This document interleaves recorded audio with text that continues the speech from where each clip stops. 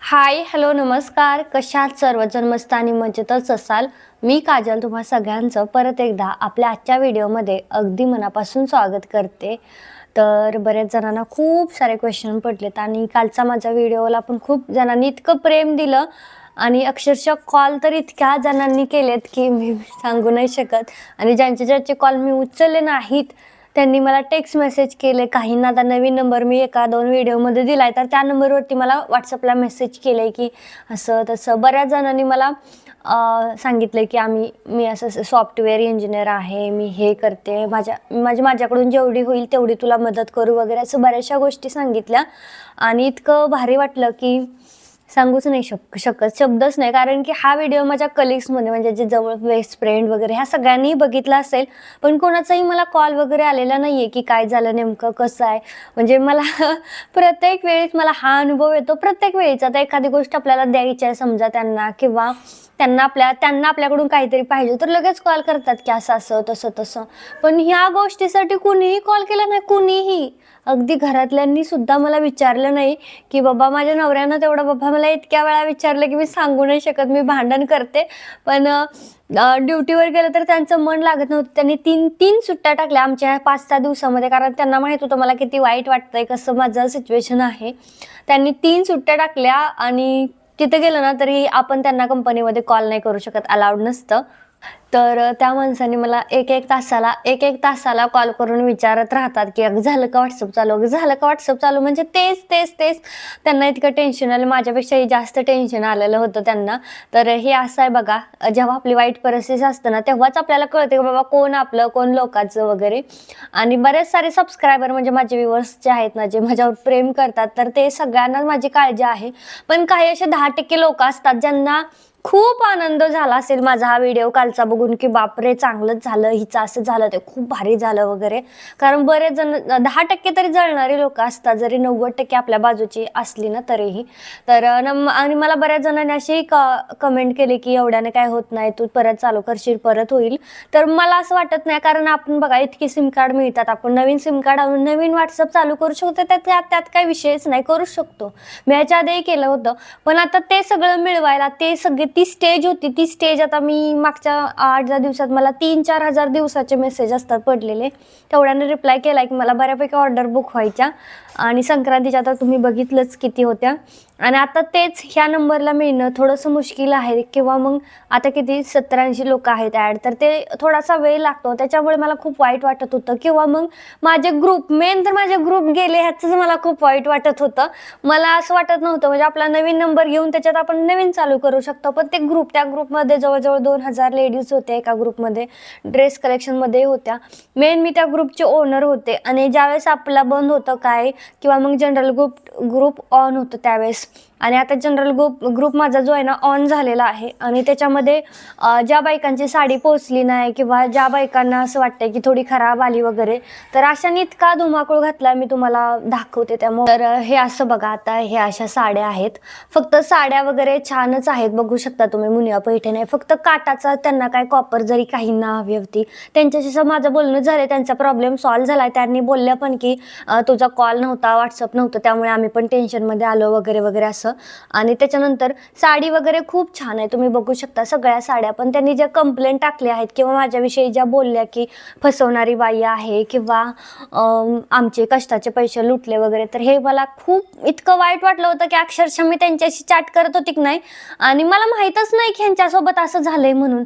आणि माझा कॉल असं नाही की माझा कॉलिंगचा नंबर तो आधीचा आहे व्हॉट्सअपचा, तो बंद आहे, चालू आहे, त्याच्यावरती कॉल येत आहेत, पण त्याच्यावरती कंटिन्युअस कॉल येतात, म्हणजे स्टॉपच नाही, सुरूच आहे. आणि मी इतकं ह्याच्यामध्ये होते की मला ते कॉल उचलून बोलावंच वाटत नव्हतं, कारण प्रत्येकाचा कॉल मी बऱ्यापैकी जणांचे कॉल घेतले पण होते त्या दिवशी. पण आपण बऱ्यापैकी म्हणजे किती जणांना सांगणार की माझं असं झालंय, आणि मला तेच उघडलं ना की अजूनच त्रास व्हायचा, तेच. म्हणून मी मोबाईलच सायलेंट केलेला होता. मी 2 दिवस मोबाईलचे कॉलच उचलले नव्हते, म्हणजे मी हातच लावला नव्हता, मोबाईलला टच सुद्धा केला नव्हता. मग तिसऱ्या दिवशी मग मी कॉल उचलून थोडं सांगायला लागले की बाबा असं माझं नवीन आहे, आता त्याच्यावरती तुमचा प्रॉब्लेम तुम्ही सांगू शकता. तर अगदी छोट्या गोष्टीसाठी पेमेंटसाठी इश्यू करतात आणि बऱ्याच जणांनी तर काय एक आता ताईंनी 5 तारखेला ऑर्डर बुक केली होती आणि त्यांनी मला टाकला असेल स्क्रीनशॉट पेमेंटचा वगैरे, पण माझं व्हॉट्सअप 4लाच बंद झालं आणि मग त्यांना असं वाटलं की काल तरी ऑनलाईन होती ना, आज तरी डायरेक्ट ऑफलाईन गेली वगैरे, मग आता काय. त्या ग्रुपमध्ये इतकं वाईट साईट म्हणजे त्या बोलल्या माझ्याविषयी की अक्षरशः मी सांगू नाही शकत शब्दात की असं इतकं मला लागलं ते मनाला. असं वाटतं आपण हे नसतं केलं तर चांगलं झालं असतं असं मला एक वेळ वाटायला लागलं तेव्हा की उगाचच केलं आपण. आणि मी कुणाचाच प्रॉब्लेम सॉल्व्ह करणार नाही असं नाही की हे मी अशी मुलगीच नाही. तुम्ही बऱ्याच जणांनी कितीतरी मला लोक ॲड आहेत. त्याच्यानंतर त्या ग्रुपमध्ये ज्या माझ्या मैत्रिणी किंवा माझ्या ज्या चांगल्या लेडीज आहे ज्या माझ्याविषयी अशा विचार नाही करत, त्यांना असं वाटत नाही की फसवणारी वगैरे आहे, त्यांनी मला त्या ग्रुपचे स्क्रीनशॉट काढून चॅटिंगचे मला पाठवले. त्या ग्रुपमध्ये त्या बऱ्यापैकी लोक हे माझ्याच बाजूने बोलत आहे त्या ग्रुपमध्ये सुद्धा. आणि असं आहे की म्हणजे वाईट परिस्थितीचं खरं तर त्यांना माहीतच असेल किंवा नसेल माझं व्हॉट्सअप बंद झालंय, पण व्हॉट्सअप बंद झालंय की त्या खूप जास्त टेन्शनमध्ये गेले का आता ही जो बंद झालं, ही लुटली, हिनं फ्रॉड केला, आता ही गायब झाली असं वाटलं. असं होऊ शकत नाही. मला रोज व्हिडिओ बनवायचा, रोज तुमच्यासमोर यायचा, रोज माझा कमेंट बॉक्स ऑन असतो. त्यामुळे मलाही तितकाच वाईट म्हणजे भीती असते की बाबा कस्टमरला सगळं चांगलंच गेलं पाहिजे, कस्टमर सॅटिस्फाईड झाले पाहिजे, इथपर्यंत माझं सुरूच असतं. तर असं नसतं. तुम्ही एवढा तरी कमीत कमी विचार करायला पाहिजे होता की रोज व्हिडिओ बनवणार आहे, हिचा रोज कमेंट बॉक्स ऑन आहे, आपल्यासाठी आपण काही बोलू शकतो तिथे, तर मग आपण हिला असं कसं काय टार्गेट करू शकतो. किंवा मी झालं ना त्याच्या दुसऱ्याच दिवशी मला वाटतं एक व्हिडिओ मी पोस्ट केला होता, त्याच्यामध्ये सांगितलं होतं माझं व्हॉट्सअप बंद झालंय, तुम्ही ते नीट व्हिडिओ ऐकत नाही, नीट बघत नाही, डायरेक्ट मला ब्लेम केलं. खूप वाईट वाटलं मला, अक्षरशः मला तर रडायलाच येत होतं काल हे सगळं बघितल्यानंतर. कधी एकदाचे रुद्रेश पप्पा घरी येतात आणि त्यांना सांगते असं मनातून असं झालं होतं मला, कारण इतकं जास्त वाईट वाटत होतं.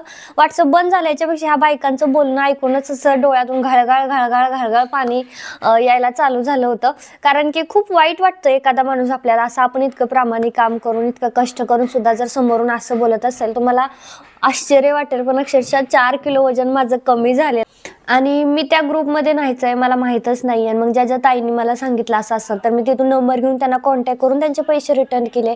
किंवा काहींच्या साडीचा प्रॉब्लेम होता त्यांना साडी एक्सचेंज करून दिली. तर असं नसतं, तुम्ही सुद्धा थोडासा विश्वास दाखवला पाहिजे. किंवा हिचा प्रॉब्लेम आहे तर कमीत कमी आपण 2-4 दिवस गप्प बसूया, त्याच्यानंतर तिला आपण भांडूया ज्याच्यात तिच्या ताकद येईल तेव्हा. असं तर तुम्ही कमीत कमी करू शकत होता. पण खूप वाईट अनुभव आला. ह्याच्यापेक्षा वाईट अनुभव मला हा आला म्हणजे तो व्हिडिओ मी माझं बंद झालं व्हॉट्सअप, याच्यापेक्षा ते काय व्हॉट्सअप बंद झालं तर काही नाही, आपण नव्याने चालू करू शकतो, त्यात काहीच इश्यू नाहीये. किंवा इतक्या जणांनी मला कॉल केले की तू हे ॲप घे, हा सपोर्ट ॲप घे, ह्याच्यामुळे बंद होत नाही, हे असं कर, ते तसं इतके म्हणजे छान छान मला कॉल आले, मेसेजेस आले. कॉल नाही घेतले तर मेसेज आले. एका ताईने तर माझा व्हिडिओ बघितला, त्यांनी तर माझ्या आधीच्या मोबाईल नंबरवर कॉल केला, तिकडे नाही भेटला, माझ्या मिस्टरांचा कुठे भेटला असेल, त्यांना कॉल केला का तिकडे ते बसमध्ये होते, त्यांनी माझा हा नवीन नंबर दिला, मग तिकडून त्यांनी मला कॉल केला. म्हणजे इतकं सगळं त्यांनी माझ्यासाठी इतके कॉल केले, माझे इतके नंबर सेव्ह केलेत. खरं तर त्यांना सुद्धा खूप सारं थँक्यू. पण काही जणींना असं केलं की माझ्या परिस्थितीचा गैरफायदा घेतला. म्हणजे माझ्याकडे टोटल मला वाटतं लास्टच्या स्टॉकमध्ये 60 ऑर्डर होत्या, तर मग मी 70-80 ड्रेस शिवून सुद्धा मला ते कमी पडत होते. म्हणजे पाठवताना मला नेमकं हेच कळत नव्हतं की मी यांना आधी पाठवलाय का नाहीये, किंवा मी त्यांना विचारायचे मी तुम्हाला आधी पाठवलाय का, माझा पार्सलचा फोटो तुम्हाला ट्रॅकिंग दिला होता का मी आधी. तर म्हणजे खरं काही सांगतच नव्हत्या बाया का. आणि काही जणी तर म्हणले की आम्ही तुमच्याकडे ऑर्डर केलं होतं आणि तुम्ही बोलला की आता ही फ्रॉक माझ्याकडे अवेलेबल नाही, माझं पैसे रिटर्न द्या. आणि इतकं विचित्र बोलायचं की इतकं भांडायचं, इतकं बेकार लेवलचं बोलायच्या कॉलवरती. आतापर्यंत इतका दिवस मी बिझनेस केला, मला कधीच कुणी असं कॉलवरती बोललं नाही जे की मला मागच्या 4 दिवसात बोललं. इतकं विचित्र की मला इतका त्रास व्हायचा कॉलवरती बोलताना की मी कॉलच उचलायचं सोडून दिलं. राम राम काय असेल ते मेसेजवरती बोला, तिकडं मी एक तर इग्नोर करेल, पण कॉलवर मी ते शब्द नाही ऐकू शकत असं झालं होतं. आणि मला वाटतं 2 दिवसामध्ये 10-10 हजार तरी मी दिले आहेत. म्हणजे कस्टमरचे असतील त्यातून काही लॉयल आणि मग मी 1-2 जणांना असं दिले पैसे 500-500 रुपये त्यांच्या फ्रॉकचे. मला वाटलं खरंच असेल असं तर कोणी मागणार नाही.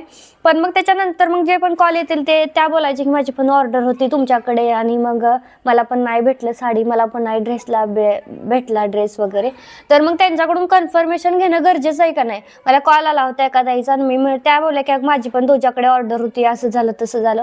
मग मी म्हटलं मला केलेल्या पेमेंटचा स्क्रीनशॉट, काय ऑर्डर होती ते, आणि तुमचा ॲड्रेस मला माझ्या व्हॉट्सअपला पाठवा. पण ते व्हॉट्सअपला पाठवायलाच तयार नव्हतं. माझं पैसेच रिटर्न दे, माझं पैसेच रिटर्न दे. आणि पण मी प्रूफ बघितल्याशिवाय रिटर्न कशा देऊ पैसे. रिटर्न तर मी द्यायलाच बसलेले आहे, कारण मला कुणाचं नको आहे. 500 आणि 1000 रुपयांनी आपण मोठं नाही होणार. पहिल्यापासून गरीब बघितलेले, अगदी माझी ह्याच्यापेक्षा गरीब परिस्थिती झाली तर त्याच्यात मी हॅप्पी राहणारी मुलगी आहे. त्याच्यामुळे असं नाही की हे, आणि माझा नवरा इतकं चांगलं तर नक्कीच कमवतो की आम्ही एकदम हॅपी आयुष्य म्हणजे आमचं होईल पुढे. त्यामुळे असं 500 आणि 1000 रुपयाने काय होत नसतं. पण ह्या बायका मला इतकं टॉर्चर केलं ह्या बायकाने 3-4 दिवसामध्ये की, आणि बायकांचाच कॉल, एकाही पुरुषाचा कॉल नाही की आमचं पैसे तुमच्याकडे. तशा बायकाच करतात शक्यतो मोस्ट ऑफ ऑर्डर. आणि इतका म्हणजे त्यांना माझा गैरफायदा घ्यायचा प्रयत्न केला. तसं मी हे आहे, त्यामुळे मी कुणालाही प्रूफ बघितल्याशिवाय पैसे रिटर्न केले नाही किंवा ऑर्डर काय आहे. आणि असं इझिली पैसे रिटर्न होत नसतात. तुम्ही ऑर्डर टाकली, तुमच्यासाठी मी ती एवढी महागाची साडी घेते. आता एकामध्ये बघा एक झाली होती की त्यांची साडी घेतली त्यांनी 2 वर्षाच्या मुलीसाठी, मी 17ची साडी घेतली आणि सांगितलं मला ऑर्डर कॅन्सल करा, आता म्हणजे आमचा कार्यक्रम कॅन्सल झाला. असं होत नसतं. माझ्या काय घरात ढीग नाही लागला साड्यांचा की मला कटकन फाडायची आहे.